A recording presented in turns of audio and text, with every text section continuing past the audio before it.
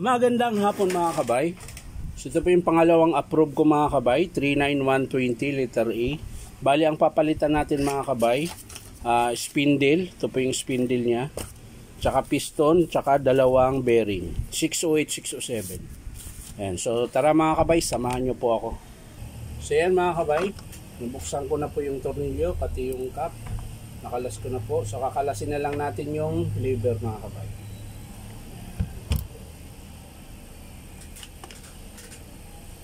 Ayan.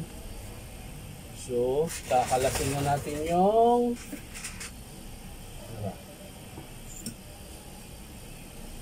ito lang.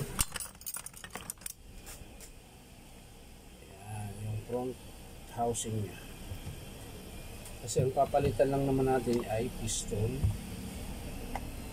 tsaka spindle. Ayan. Ito po yung spindle na bago mga kabay.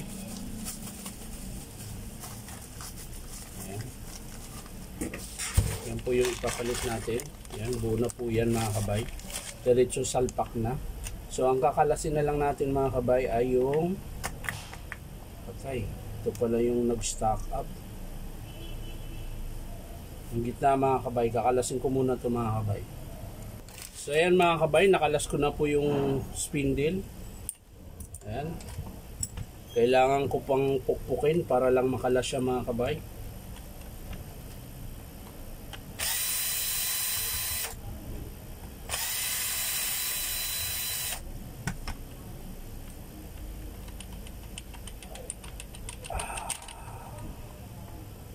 So yan, nakalas ko na mga kabay. Yan. Ito po yung dahilan mga kabay kung bakit nag-stock up po yung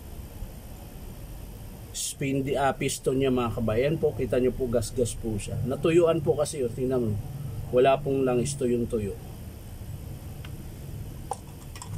May striker niya mga kabay nandito sa gitna. Ayun, wala na pong langis. Kaya po nag-stock up po ito. Kaya pinalitan ko siya. So ngayon mga kabay, sasalpak natin yung bagong piston.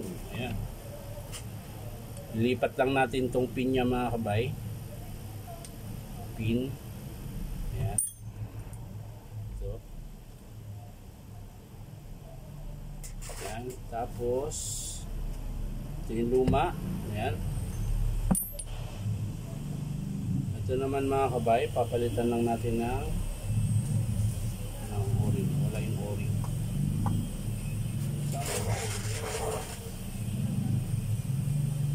O-ring. Sana yung... So yan mga kabay, nakabitan ko na po ng o-ring yung striker mga kabay. So ikakabit na natin yung yung intershaft tsaka piston mga kabay.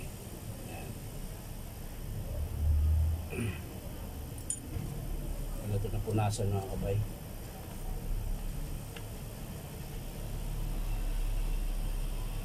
Palang punasan to kasi yung pinagkainan nga pala.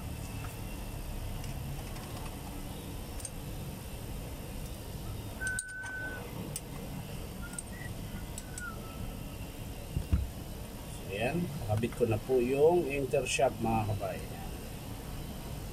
Intershaft.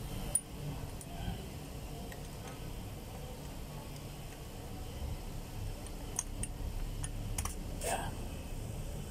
Screw. Screw.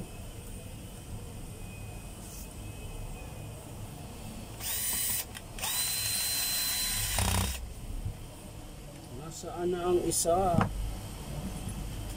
Yun.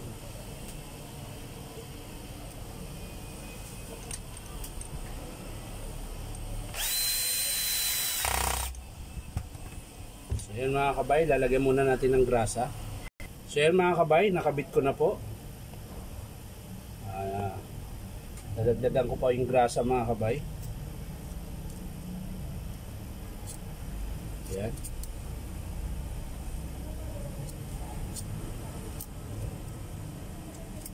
Yan. Tapos balik na natin ito mga kabay.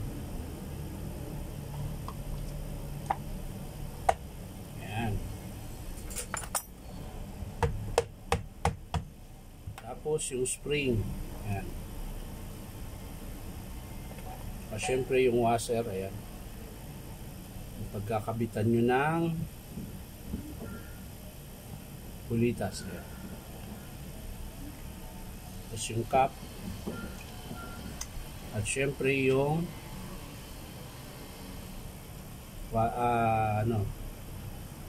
circlip. Ayan. So tutulak lang natin ito pababa mga kabay. Ayan. Hanggang sa maglapat siya. Yun. Lock na mga kabay. Sara natin. Tapos yung lever mga kabay, balik natin.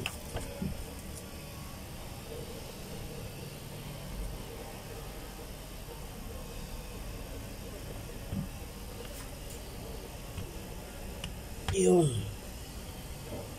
Tumunog mga kabay.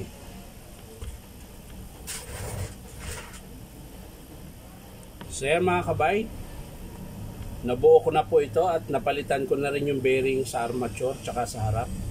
So ikakabit ko na mga kabay ah.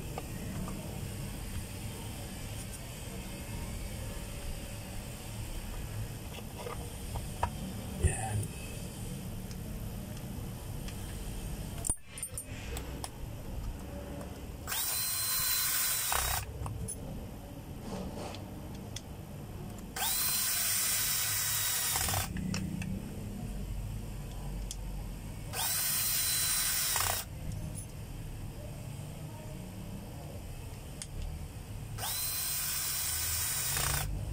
Ayan. Babalik lang natin yung pin mga kabay. Ayan. Tapos yung goma. Ayan. Balik din natin yung spring na inangat.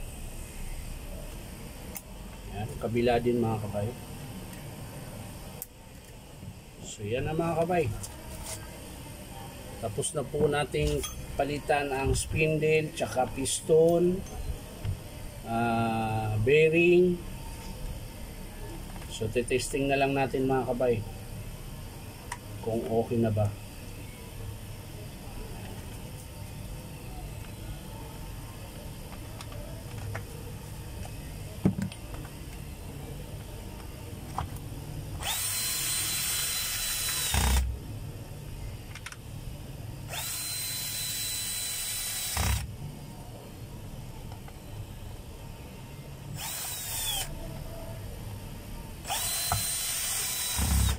So yan mga kabay, titesting na natin.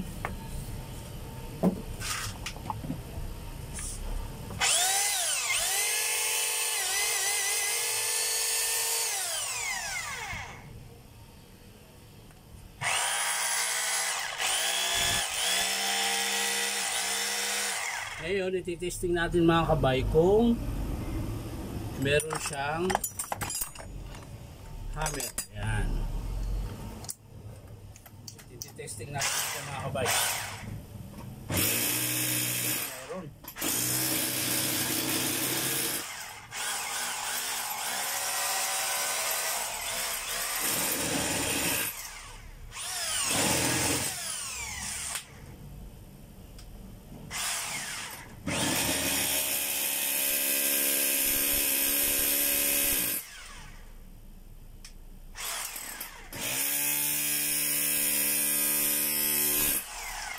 So okay na mga kabay.